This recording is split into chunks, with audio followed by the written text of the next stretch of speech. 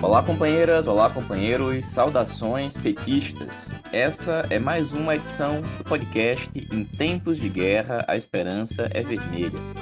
Hoje é sábado, dia 17 de dezembro. Eu sou Patrick e toco a conversa junto com vocês.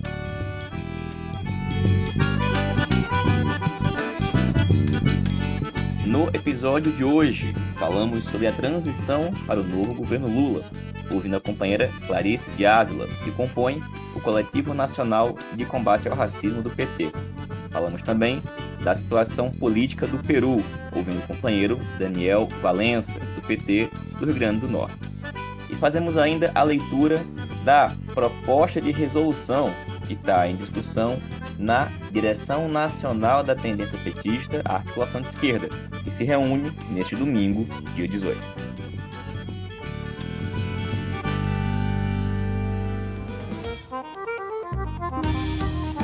Pessoal, este é o nosso antepenúltimo episódio do podcast em 2022. A gente tem edições ainda nos próximos dias 23 e dia 30. Nos últimos episódios antes de hoje, a gente veio falando sobre a transição para o novo governo Lula.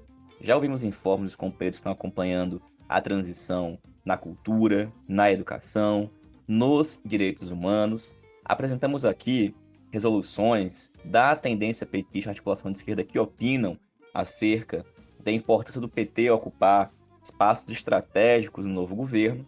E no dia de hoje, a gente vai ouvir a companheira Clarice de Ávila. A Clarice compõe o Coletivo Nacional de Combate ao Racismo do PT e está acompanhando também parte das discussões que estão acontecendo acerca da transição no que diz respeito à constituição do novo Ministério da Igualdade Racial.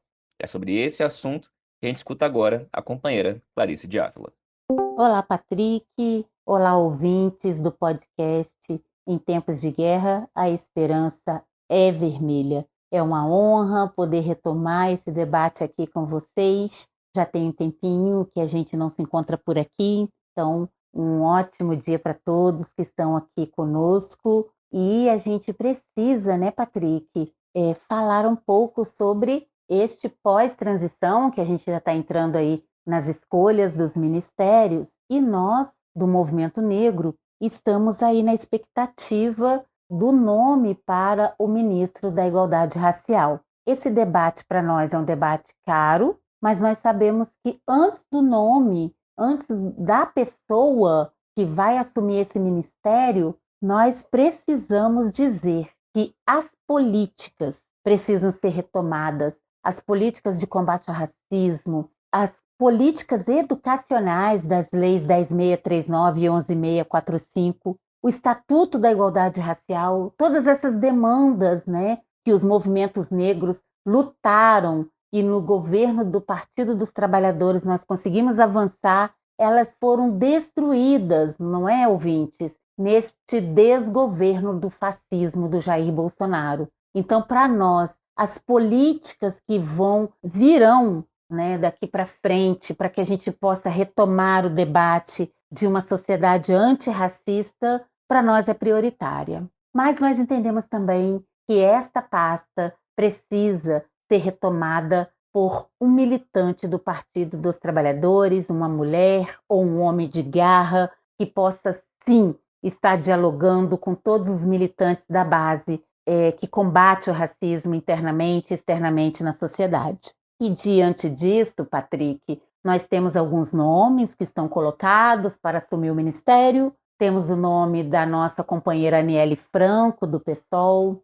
Temos o nome de uma companheira chamada Sheila, que não é muito conhecida por muitos militantes, né, principalmente do interior, mas é uma companheira que, de acordo com a biografia, é combativa na questão racial. E temos o nome do companheiro Mártios, que hoje é o atual secretário da Secretaria Nacional de Combate ao Racismo do Partido dos Trabalhadores e Trabalhadoras. Então, estes, né, são os nomes que estão colocados diante do debate que nós estamos fazendo na Secretaria Nacional de Combate ao Racismo, Patrick. O nosso nome é colocado como o nome da articulação de esquerda dentro desta secretaria, deste coletivo, após a gente ter disputado o pleito, né, dos setoriais. Então, nós ali colocamos toda a nossa política enquanto articulação de esquerda para todos os companheiros e companheiras que demandam dentro deste coletivo. E este debate em torno do nome, qual é o próximo ministro ou ministra para assumir a pasta da igualdade racial, é um debate que nós precisamos intensificar dentro da articulação de esquerda, por isso nós iremos nos reunir o quanto antes para fazer esse debate, para apoiar dentre esses nomes, um dos nomes colocados e, antes de tudo, colocar a política que nós acreditamos de combate ao racismo dentro do nosso partido e na sociedade. Então é isso, Patrick. Vamos seguir neste debate, né? Porque até o final de 2022 nós ainda temos, como diz a minha mãe, muitas águas para rolarem por debaixo da ponte e nós da articulação de esquerda vamos seguir ativos, alertas e debatendo isso entre nós também. Patrick, um abraço ouvintes. Em breve nós retomamos esse debate aqui no podcast com mais novidades para os ouvintes. Um abraço, um axé e até mais. Valeu, Clarice. Obrigado, companheira. A gente continua também nas próximas edições falando sobre a composição e as indicações que estão acontecendo para o novo governo. Até porque, nesta semana, nós tivemos uma série de anúncios, agora não mais de membros do governo de transição, como ocorreu desde o início do mês de novembro. Essa semana, nós tivemos anúncios feitos pelo próprio presidente Lula acerca de alguns nomes que já estão agora fazendo a transição para os respectivos ministérios. Entre esses nomes estão o de Fernando Haddad, companheiro do PT, ex-prefeito de São Paulo, ex-ministro da Educação, que foi indicado agora para ministro da Fazenda. Há também o nome do governador da Bahia, Rui Costa, indicado para a Casa Civil. O ex-governador do Maranhão e senador eleito Flávio Dino, do PSB, foi indicado para o Ministério da Justiça. O ex-ministro José Múcio Monteiro, que já foi deputado federal por Pernambuco, foi também ministro do Tribunal de Contas da União, foi indicado para o Ministério da Defesa. Sobre ele, a gente já falou aqui em edição anterior do podcast. E o diplomata Mauro Vieira foi indicado para o Ministério das Relações Exteriores. Esse primeiro bloco de indicações ocorreu no dia 9 de dezembro, alguns dias antes da diplomação, que ocorreu no último dia 12 de dezembro, essa semana. Bom, além desses, já foram também anunciados, por exemplo, o nome de Margarete Menezes, da Bahia, que vai ocupar a pasta da Cultura, que tinha sido extinta no governo do Bolsonaro e vai ser recriada. Bom, além dela, também foi anunciado o nome de Luiz Marinho, deputado federal eleito pelo PT em São Paulo, para o Ministério do Trabalho. O Marinho já tinha sido ministro no governo Lula entre 2005 e 2007 e agora volta para o Ministério do Trabalho. No ato de anúncio dos primeiros nomes, o presidente Lula também destacou que, apesar de, neste primeiro momento, ter indicado uma quantidade maior de homens, o ministério será ocupado de forma paritária ou com uma presença expressiva também de mulheres, negros e negras, indígenas, LGBT. Bom, esperamos que nesses próximos dias novos anúncios sejam feitos e que, de fato, nós tenhamos um ministério diverso, plural e, principalmente, conectado com aquilo que foi defendido durante a campanha eleitoral, com a presença, portanto, de pessoas ligadas ao campo democrático, popular e de esquerda, preferencialmente ao Partido dos Trabalhadores e das Trabalhadoras. A gente espera que na próxima edição do podcast a gente volte aqui para falar mais detalhadamente as indicações, inclusive, por exemplo, em relação ao Ministério da Igualdade Racial. E dito isso, pessoal, a gente vai escutar agora o companheiro Daniel Valença. Daniel esteve conosco na edição do podcast anterior, falando da situação na Argentina e no Peru e volta hoje para falar novamente da situação peruana. Olá, Patrick. Olá, ouvintes do podcast Em Tempos de Guerra, Esperança Vermelha. Olha, Patrick, o Peru está numa instabilidade extraordinária. Após o golpe de Estado do parlamento peruano, principalmente nas regiões onde o campesinato indígena tem maior organização, sucederam-se inúmeros atos. Aeroportos do país, os principais deles, foram fechados pelos movimentos sociais. A repressão policial das forças repressivas do Estado já levou a um número de quase 10 vítimas e a presidenta nomeada, que era a vice do Pedro Castilho, a Boluarte, que havia, ao tomar posse, dito que levaria o mandato até o final do previsto para o mandato Castilho, admitiu, ao longo da semana, a convocação de eleições para 2023. Acontece que o anúncio não arrefeceu as ruas, ao contrário. E agora, no final desta semana,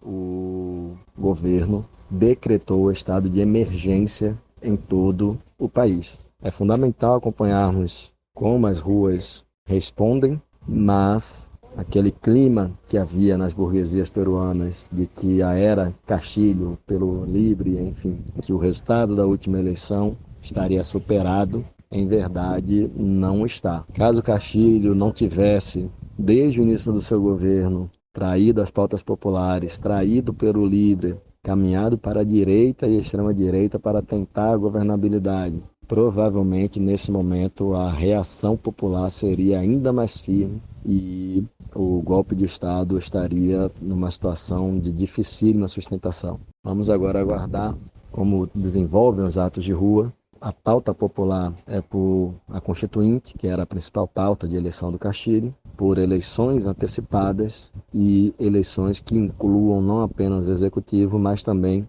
o fechamento deste Congresso com uma nova composição advinda do voto popular. Vamos ver como as coisas evoluem ao longo dos próximos dias no Peru. É isso. Forte abraço, Patrick. Valeu, Daniel. Obrigado, companheiro. E, gente, nesse domingo, dia 18, talvez o dia em que boa parte de vocês estejam ouvindo o podcast, acontece reunião da direção nacional da Tendência Petista Articulação de Esquerda. Está em discussão e em elaboração um projeto de resolução política que está circulando entre a militância da tendência para receber contribuições, sugestões e opiniões. A gente faz agora a leitura desse, que é um anteprojeto de resolução. E pedimos também que quem tiver sugestões, contribuições, que envie para que possa ser apreciada na reunião do dia de amanhã. Eu passo agora a fazer a leitura do anteprojeto, que diz: Anteprojeto de resolução política. 1. Um frasista desconhecido cunhou a ideia de que a eleição de Lula não abriria a porta do paraíso, mas pelo menos fecharia a porta do inferno. A imagem é ótima e sintetiza o sentimento de muita gente, especialmente depois que um caminhão de mudança foi visto em frente à morada do cavernícola. Acontece que o inferno da política se assemelha ao de Dante, com seus 9 círculos e muitas portas ainda precisam ser fechadas. A primeira das portas que precisa ser fechada é a da extrema-direita. Os bloqueios nas estradas, os acampamentos nos quartéis e os atos de violência cometidos na noite do dia 12 de dezembro em Brasília confirmam que o enfrentamento da extrema-direita é algo urgente e inescapável, inclusive para garantir que a posse de Lula ocorra em clima de comemoração cívica. Embora seja urgente, derrotar a extrema-direita demandará um certo tempo e novas políticas. É preciso compreender que a extrema-direita escolheu combinar as formas de luta, mantendo uma pata nas instituições, outra pata nas ruas e o rabo na violência sistemática. Contra a violência da extrema-direita, será preciso luta política, luta ideológica, organização e uma ação permanente para investigar, desarmar, processar, condenar e prender. Parte disto depende, é claro, de uma mudança na postura de grande parte do judiciário e das forças de segurança pública. Será preciso também tomar medidas que competem não ao Estado, mas ao conjunto das organizações e militantes de esquerda. Contra uma direita paramilitar, não basta toga e farda. Será preciso também um pouco de espírito das torcidas organizadas. Mas a extrema-direita não se limita ao paramilitarismo. Os neofascistas, seus nomeados e seus aliados, saíram das eleições de 2022 governando estados importantes. Controlam parte importante do Congresso Nacional, sem falar em prefeituras pelo país afora, e seguirão ocupando cargos no Judiciário e no Executivo Federal, como é o caso do presidente do Banco Central. Por isso, não basta a vitória eleitoral de 2022. Se faz necessário impor uma derrota política e institucional completa aos neofascistas, o que supõe, por exemplo, vencermos as batalhas eleitorais de 2024 e de 2026, nomearmos novos juízes para as Cortes Supremas e substituirmos todos os indicados por Bolsonaro nos postos de governo. Se faz necessário também construir na maioria da nossa população uma cultura democrática, popular, socialista, ao mesmo tempo nacionalista e internacionalista, anti-imperialista e latino-americanista. O que não se fará sem alterar as políticas públicas e as estruturas de educação, cultura e comunicação. E se faz necessário ainda colocar sob controle democrático as forças de segurança pública e as forças armadas. Desse ponto de vista, ao mesmo tempo que aplaudimos a nomeação de Flávio Dino para a Justiça, afirmamos nossa divergência quanto à nomeação de José Múcio Monteiro para a Defesa, bem como dos comandantes militares anunciados. O general do Exército Júlio César de Arruda, o almirante de esquadra Marcos Sampaio Olsen e o tenente brigadeiro do ar Marcelo Canitz Damasceno. Essa divergência tem um motivo fundamental. Com estas nomeações, terá prosseguimento a tutela militar, em tudo e por tudo antagônica a uma democracia que mereça o nome. E como vimos, a tutela militar é, ao mesmo tempo, fonte e retaguarda da extrema-direita. Portanto, não basta fechar a porta da extrema-direita, é preciso fechar também a porta da tutela militar.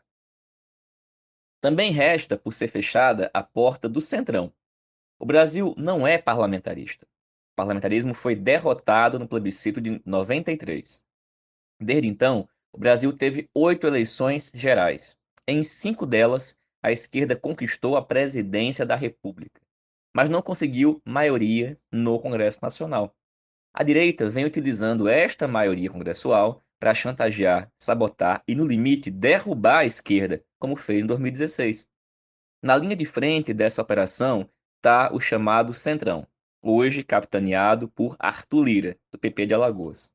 Derrotar o Centrão não é uma operação simples, especialmente neste momento de transição. A rigor, a derrota completa do Centrão exige vencer as próximas eleições congressuais e, ato contínuo, alterar a legislação política e eleitoral por meio dos mecanismos de consulta popular previstos na legislação e por meio de processo constituinte.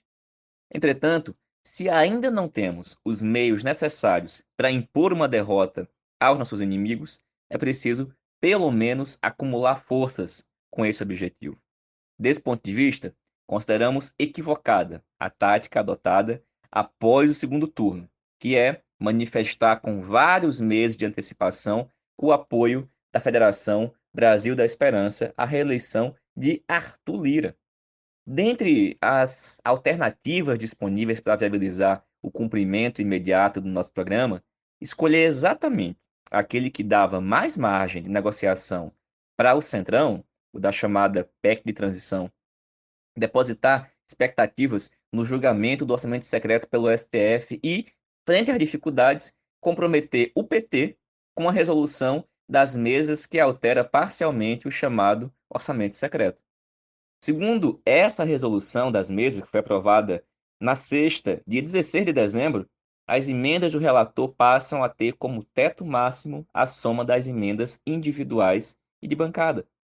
Pelo menos metade das emendas do relator terão que ir para a saúde, educação e assistência social. 80% do orçamento secreto será destinado a indicações dos partidos. 15% às indicações das presidências da Câmara e do Senado. E 5% serão destinados a indicações do presidente e do relator da Comissão mista de orçamento. E as indicações das emendas deverão ser feitas exclusivamente por parlamentares. Evidente que constitui uma redução de danos em relação à situação anterior, mas agora vem com o dano político de ter recebido o apoio oficial da bancada do PT. Depois de tudo o que dissemos contra o orçamento secreto, este tipo de apoio é desmoralizante. Ademais, no momento de tamanha dificuldade orçamentária, é terrível avalizar que 19,4 bilhões de reais sejam destinados para o orçamento agora meio secreto. Uma alternativa poderia ter sido construída se desde o início não tivesse prevalecido a tática de ceder primeiro e negociar depois, como fizemos no apoio à reeleição de Arthur Lira. Vale lembrar que parte dos que conduziram este processo receberam recursos do chamado orçamento secreto e são suspeitos de terem votado em Lira na última eleição da mesa da Câmara. Seja como for, a tutela do Centrão segue sendo uma porta aberta do inferno. Outra porta que ainda precisa ser fechada é a do neoliberalismo. O golpe de 2016 foi conduzido pela direita neoliberal gourmet. A política do governo Temer também foi conduzida pela direita neoliberal gourmet. Derrotada nas urnas por Bolsonaro, a direita gourmet deu apoio, através de suas bancadas parlamentares, através de seus meios de comunicação, à política ultraliberal conduzida por Paulo Guedes. Nas eleições de 2022, os neoliberais apostaram suas fichas em várias candidaturas, inclusive na de Lula, tendo como porta-voz mais vistoso o candidato e agora vice-presidente eleito. E, depois da vitória, fizeram todo tipo de pressão para que ficasse com eles o comando da economia, onde já tem presença garantida através do presidente do Banco Central, que foi nomeado por Bolsonaro e cujo mandato termina em 2024. Ao indicar Fernando Haddad para ministro da Fazenda e Aloysio Mercadante para presidente do BNDES, o presidente Lula deu mais um sinal de que pretende mudar a política econômica. Mas, como sabemos pela experiência de 2003 a 2005, não basta ter um ministro petista. É preciso ter uma política econômica que supere efetivamente o neoliberalismo. Assim, nos somamos aos que comemoram as indicações e ficamos na expectativa de que as políticas adotadas enfrentem e derrotem a ditadura do capital financeiro, do agronegócio e do setor mineral exportador, contribuindo para a reindustrialização nacional e para a elevação rápida do bem-estar do povo brasileiro. Não há como derrotar o neofascismo sem derrotar a sua fonte, o neoliberalismo. A maneira como está sendo organizada a sociedade brasileira e, como parte disso, a maneira como funciona o Estado brasileiro e seus marcos constitucionais foram incapazes de impedir o surgimento do neofascismo. Mais do que isso, chegaram a estimular a onda neofascista, na exata medida em que estimularam o neoliberalismo. Ou alteramos o conjunto da sociedade, inclusive a institucionalidade, ou a ameaça neofascista continuará presente, como, aliás, o golpismo militarista esteve presente em toda a história republicana brasileira. Neste sentido, não cabe enxergar no bonapartismo judicial uma alternativa idônea contra o neofascismo. Além das portas já citadas, a extrema-direita, a tutela militar, a tutela do centrão, o neoliberalismo, cabe lembrar da porta do imperialismo. As declarações da imprensa do futuro ministro das Relações Exteriores, que já foi ministro da mesma pasta no governo Dilma, indicam a retomada de uma política multilateral e com ênfase na integração. Isso, por óbvio, precisa ser saudado como um grande avanço. Mas, evidentemente, 2023 não é 2003 nem 2015. A situação internacional é muito mais tempestuosa. A guerra entre Ucrânia e Rússia é parte integrante da guerra estratégica entre Estados Unidos e China. O governo brasileiro, que toma posse no dia 1º de janeiro de 23, precisará ter uma política nacional e internacional que nos permita, no contexto desta guerra global, converter nossa região num dos polos do mundo. E para isso não basta prestígio diplomático, nem tampouco basta ser um grande exportador de primários. Para ser um dos polos do mundo, é necessário poder real, o que inclui capacidade científica, tecnológica e industrial. Desse ponto de vista, trata-se não apenas de retomar o que já foi feito, mas de dar passos além, entre as quais enfatizar a política latino-americana, e não apenas ou principalmente sul-americana, de integração. Uma fortíssima política para a África e passos concretos para contribuir na superação da hegemonia estadunidense. No dia 18 de dezembro, quando este texto foi debatido, grande parte do ministério do futuro governo Lula ainda não foi indicada, tampouco nomeada. E, evidentemente, tampouco foram nomeados os demais escalões do governo. Além dos nomes citados nos pontos anteriores deste documento, tivemos a nomeação e indicação dos ministros Rui Costa, da Casa Civil, e Luiz Marinho, para o Trabalho, e da ministra Margarete Menezes, para a Cultura. Esperamos que as demais nomeações preservem a presença do PT e dos aliados de esquerda, alcancem a paridade e garantam uma presença de negros e negras correspondente à composição étnica de nosso país, assim como nossa diversidade regional e a necessidade de projetar quadros das novas gerações. Entretanto, para além da composição do governo, é preciso ficar atento para a necessidade de fortalecer a capacidade política e organizativa no movimento sindical, nos movimentos populares e dos partidos de esquerda, a começar pelo PT. Afinal, se por um lado o PT mais uma vez reafirmou sua condição de partido de massas, sem o qual não haveria vitória contra o neofascismo, por outro lado, também é verdade que em nosso partido acumulam-se problemas e debilidades imensas. Vamos lembrar que ganhamos 4 eleições presidenciais, mas não fomos capazes de impedir o golpe de 2016. Também pensando nisso, é preciso adotar um conjunto de medidas, a começar pela criação de núcleos presenciais do partido nos locais de trabalho, de estudo, nos locais de moradia, de cultura e de lazer. Não basta ter presença nas redes, é preciso ter presença física na vida cotidiana da classe trabalhadora, participando de suas lutas, de suas entidades. Todo militante deve estar ligado a algum organismo de massa e a algum organismo do partido. É preciso elaborar, implementar e avaliar de forma contínua um plano cotidiano de trabalho junto às nossas bases sociais e eleitorais. Esse é um dos caminhos para que tenhamos um partido de militantes, não um partido de filiados ou de eleitores.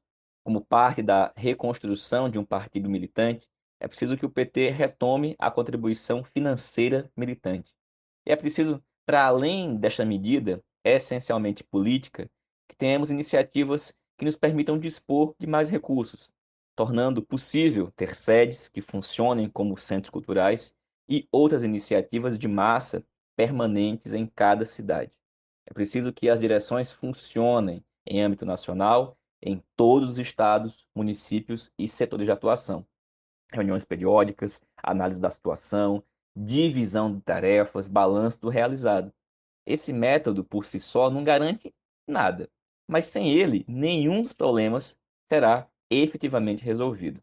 É preciso impulsionar nossas atividades de formação e comunicação de forma a atingir o conjunto da base partidária, social e eleitoral. Se quisermos ampliar a influência do PT, é preciso ter presença institucional, é preciso ter presença nos movimentos sociais, é preciso ter funcionamento adequado da máquina partidária, mas é preciso também, e até principalmente, ter presença na batalha de ideias. E como base para isso tudo, é preciso que tenhamos mais capacidade coletiva de formulação acerca dos grandes problemas do mundo, do continente e do Brasil. Finalmente, é preciso enfrentar, caso a caso, com paciência e método, os problemas políticos e organizativos que impedem nosso crescimento e ou reduzem nossa influência em vários estados e cidades. Nosso partido atua, no mais das vezes, em um ambiente que geralmente é hostil para as posturas militantes e socialistas. Anos de vida eleitoral e de institucionalização partidária, as dificuldades dos movimentos sociais, a influência das concepções neoliberais e desenvolvimentistas conservadoras, a perda da memória e da prática da vida coletiva, agravada pela profissionalização de atividades que antes eram realizadas de forma militante, tudo isso, junto e misturado, só será superado se houver um trabalho de retificação do funcionamento do nosso partido e no que couber das demais organizações da esquerda partidária e social, com quem devemos buscar um trabalho cada vez mais frentista. Nossa história, inclusive nossa luta desde o golpe de 2016, reafirmaram o papel do PT como principal referência partidária dos trabalhadores com consciência de classe. Mas é preciso transformar referência em organização, o que inclui convidar para ingressar no PT a militância que foi às ruas. Neste espírito, damos início agora a uma campanha nacional de filiação ao Partido dos Trabalhadores. A hora é de comemoração, de unidade dos setores populares, mas acima de tudo é hora de sair às ruas, não apenas na posse, mas principalmente na luta permanente por nossas reivindicações imediatas e históricas. Retomando a imagem com que iniciamos este texto, não queremos apenas fechar as várias portas do inferno, queremos abrir a porta do paraíso. E isso exigirá a ação do governo, a ação dos governos estaduais e municipais, a ação de bancadas, a ação de movimentos sociais, a ação de partido, mobilização espontânea de dezenas de milhões de pessoas, guerra cultural e uma estratégia que nos permita não apenas evitar os erros cometidos quando fomos governo federal, inclusive os erros que contribuíram para o golpe em 2016, mas também uma estratégia que nos ajude a ir além. Queremos mais e melhores políticas públicas para melhorar a vida do povo, mas também queremos transformações estruturais que nos permitam construir um país desenvolvido, com soberania nacional, democracia popular, bem-estar social para todos e todas. Queremos um país socialista. Texto em processo de elaboração, pode ser totalmente ou parcialmente alterado. Essa é a sua primeira versão. Bom, gente, essa foi a leitura do anteprojeto de resolução que vai ser discutido, debatido e votado pela Direção Nacional da Tendência Petista Articulação de Esquerda neste domingo, dia 18. A gente se reencontra aqui na próxima edição do nosso podcast. Até lá, saudações petistas com Lula presidente.